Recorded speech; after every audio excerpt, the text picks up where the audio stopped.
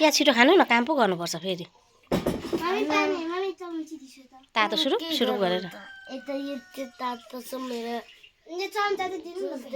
यसरी soup soup खाऊ न, यसरी तातो भयो अरे। अनि चम्चाले थोरै थोरै गरेर खाने अरे। तातो भयो त्यो सुप सुप खानु डर है।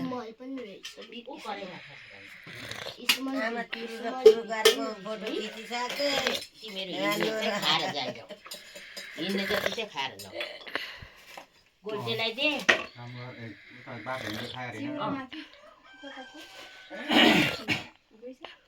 माथि नै